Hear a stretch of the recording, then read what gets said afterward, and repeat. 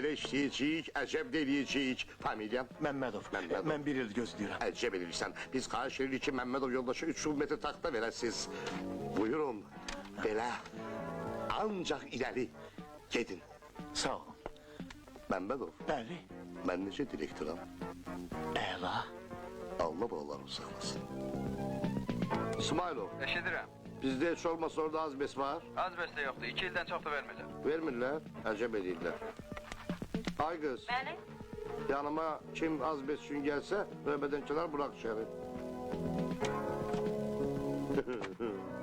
Sen kimsən ha?